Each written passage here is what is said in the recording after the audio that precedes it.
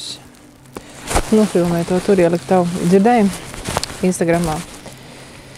Ir svētki, ir modusies zemes stihija, citiem tuvojās ūsiņi, citiem ir atnākuši jau ūsiņi. Interesanti bija raksti visādi salikti, ka ūsiņi nāk tad, kad zirgi ir izlaisti ganībās, pirmo nakti nakšņojuši. Pataisa ūsiņus pa zirgu svētkiem, asociēja ūsiņus tikai ar zirgu dzīves cikliem. Es to tieši šodien vecākai meitai stāstīju, ka ūsiņu dienu nevajag tikai uztvert no vienas puses viennozīmīgi tā, ka tas ir lauksaimniecības svētki lauksaimniekiem, laukos dzīvojušiem cilvēkiem, kuriem ir lopiņi, tātad zirgi, bišstrobi, bites, un tad, kad tas tiek iziets dabā, palaists vaļā, ganībās, tad sākās ūsiņu diena, tā tas nav. Bet vispār cilvēki visu kaut ko pārveidojuši. Bet vispār mēs nesvinām ne ūsiņu gaidīšanu, ne ūsiņus, mēs svinām Beltainu pēc visuma, pēc saules. Jā, pēc visuma, pēc pavasara pēc zemes, saules un mēnesis cikliem. Jo tas ir vissvarīgākais. Saule ir viss, kas vien var būt un kas ir vajadzīgs, tāpat kā zeme un mēnesis. Tāpēc mums ir Beltainas un mēs neko neapspriežam par zirgiem un ūsiņiem. Jā, un arī gribu piebilst, ka zemes stihija mostās tā nav tikai stihija. Tā ir arī zeme mostās, vasara sākās ziedēšanas, tātad sākās aktīvā atmošanās putniem, dzīvnieciņiem, visam dzīvajam. Tas ir galvenais, jo ne jau mums pieder zeme. Mēs te apdzīvojam to zemi. Tā kā tas, kas ir vissenāks, pavisam sens, tik sens tās ir stihijas. Un viss saka, apdzīvojam zemi, bet tā kā mēs jau esam ziemeļu tradīcijā, tad mēs apdzīvojam Midgardu. Un jūs varat to gribēt vai negribēt, bet kas skatās, jūs dzīvojat mūsu Midgardā, vienā no 9 pasaulēm. Tā ir cilvēku pasaule, Midgarda. Un pavisam nesen. Tu gribēji kaut ko teikt? Nē. Saki. Tur viens runā kaut kur baigi. Jā, tas ir ļoti labi. Es taču teicu, ka pamodušies.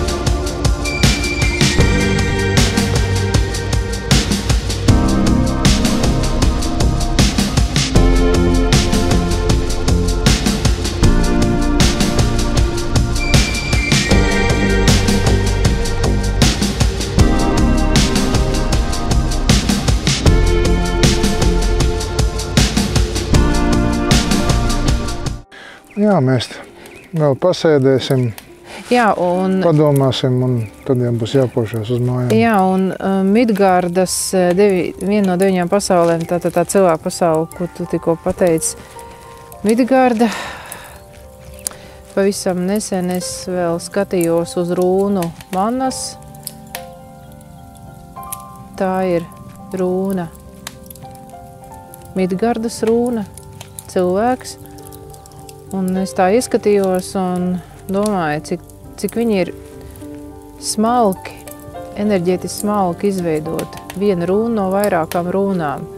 Tur ir gan cilvēka gaišā puse, gan viņa tumšā puse.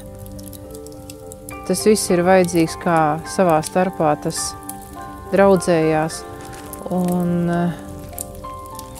tā kopā būšana, tur ir iekšā arī tāda runa kā gebom un transformācijas runa. Tas nozīmē, ka cilvēkam ir jātransformējas. Un pat ja viņš arī netransformējas, man liekas, ka tā arī kaut kāda tāda transformācija, jo nekas jau uz vietas nestāv, vai ne? Pat ja tas ir kaut kas... Gribēdams uz vietas nekas nevar stāvēt. Jā, šodien... Pat ko mēs gribam apturēt, pat tas neapturēsies.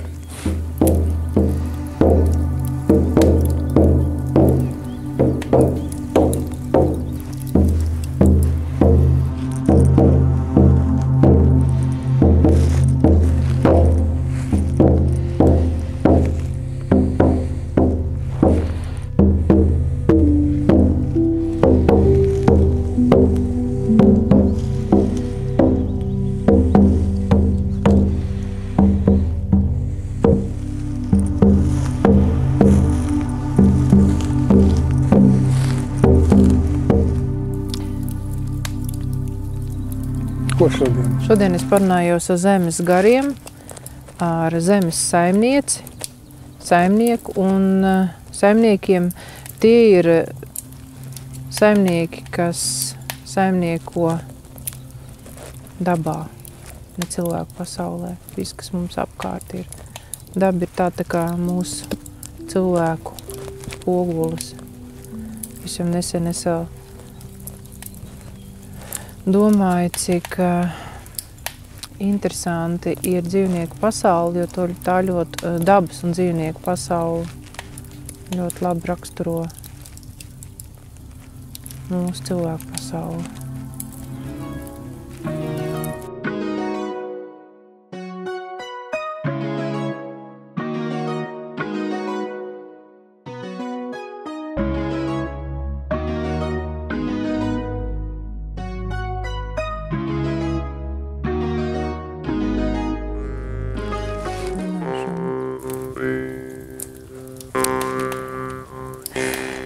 Tad, kad es biju mājās, tad man likās, ka es varētu visādas dusmas izteikt, kuras sakrājušās aiz tām lielām neiedzībām.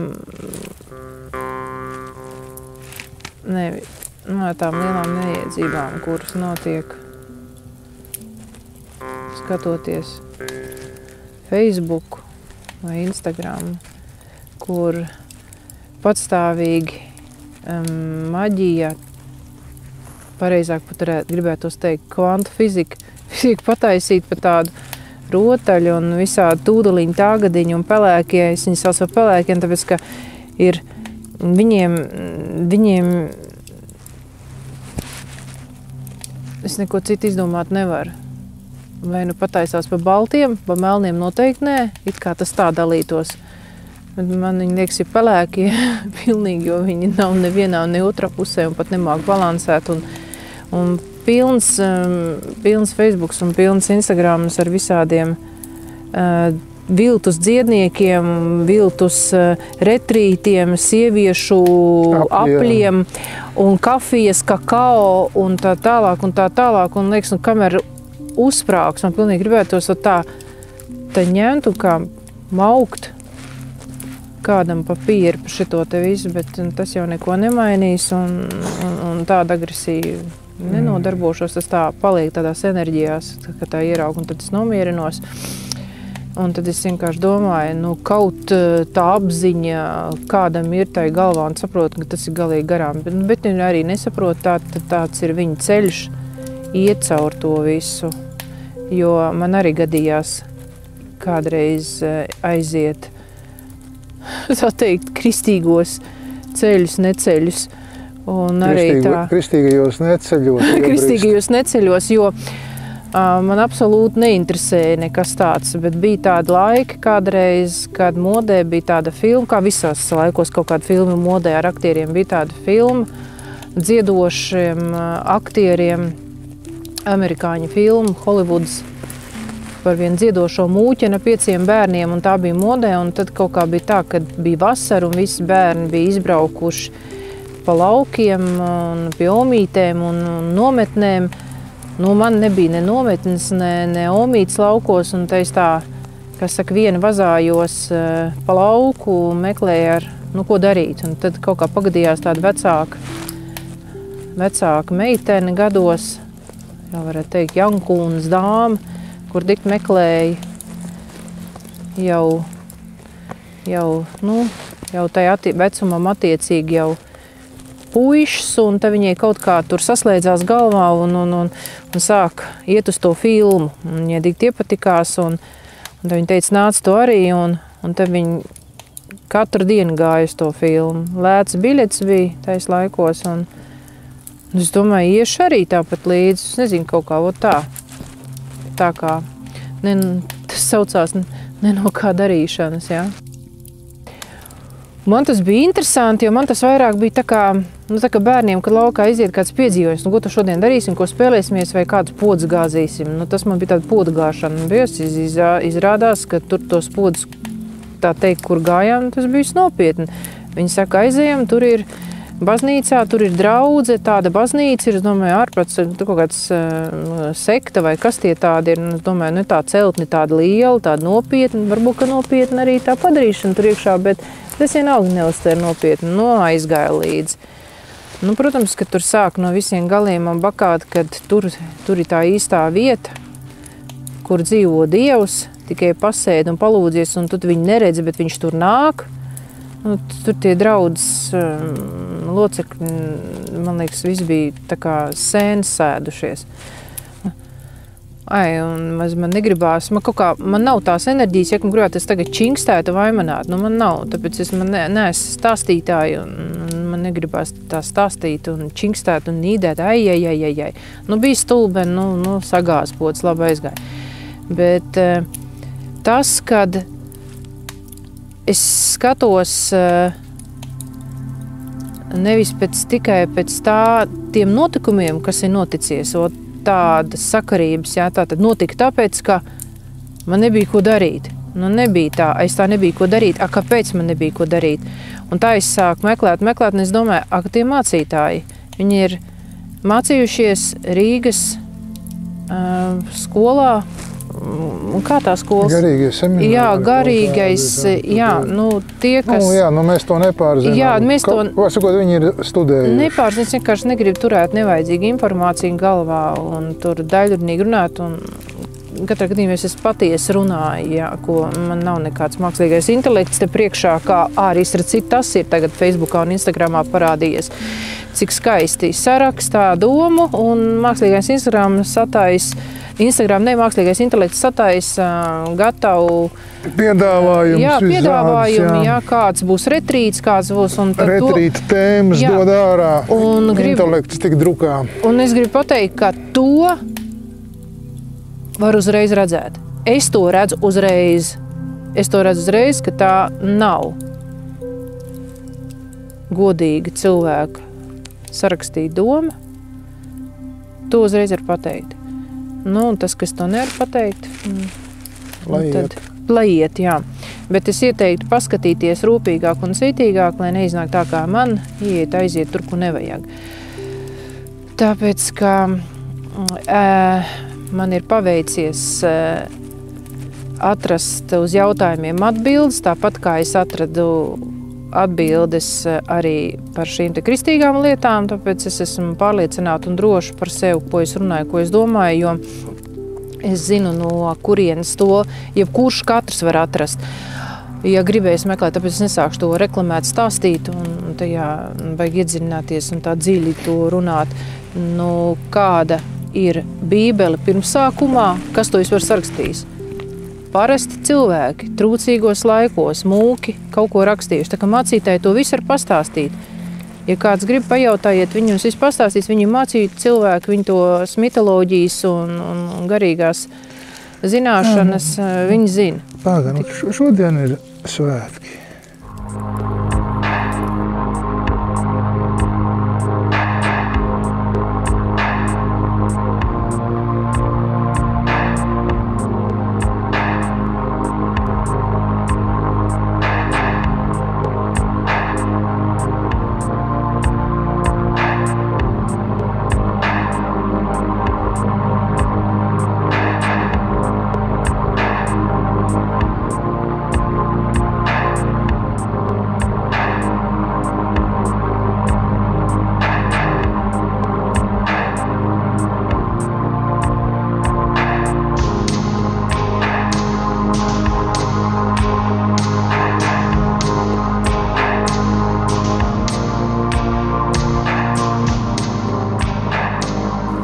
Mēs sēžam te baigā tums, vēl mūs it kā redzēt mazliet var. Var, ļoti labi redzēt. Tu esi baltā zrēvēs, tev redzēs visu nakti. Jā, bet tavs vecs ir izdegusi. Un tagad, kad izdegs uguns... Nē, man vēl nav izdegusi, vēl kūpa bišķīt. Nu, kūpa vaska. Tā bija vaska zemes svece. Jā, tā bija vaska zemes svece, konus, kuru es pati no vaska ar īpašām zālītēm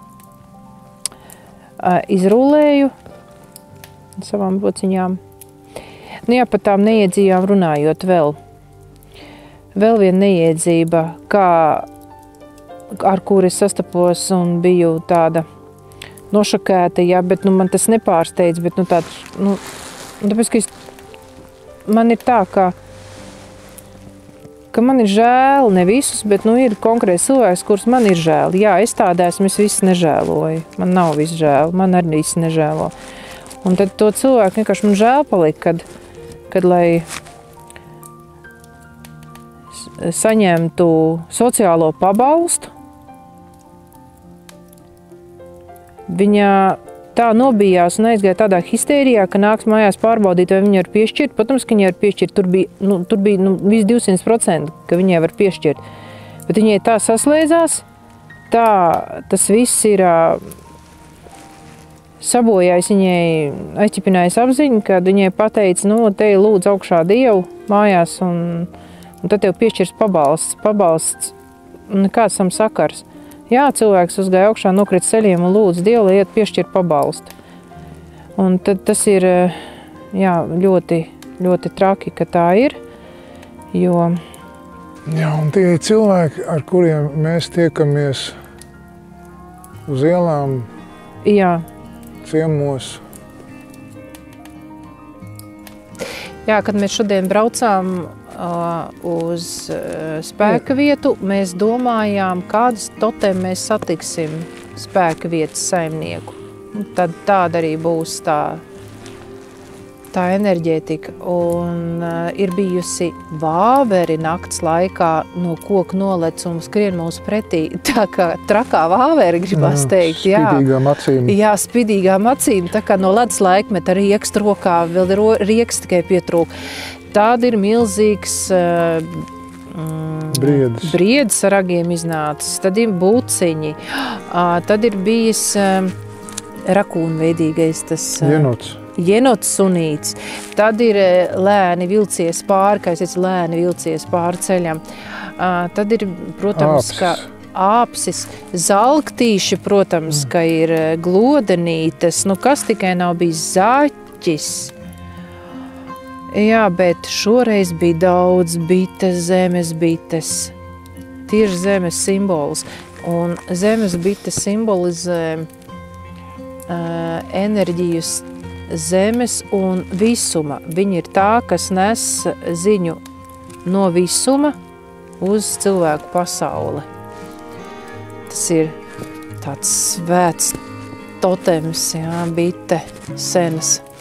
Un tad bija tāda interesanta sajūta, to filmējoties nevarēja dzirdēt, ierakstā laikā nevarēja dzirdēt, bet viss zunēja. Un tad es tā smējos, kad viņas tādi kaut kādi mazi murkšķīši tā kā tādi mazi kaut kādi cilvēciņi, kaut kas tāds, tā kā tādi mazi strādnieciņi ar spainīšiem. Bet tagad visi ir aizgājuši gulēt. Jā. Pastrādājuši. Un tev arī mazais draudziņi laiks gulēt iet.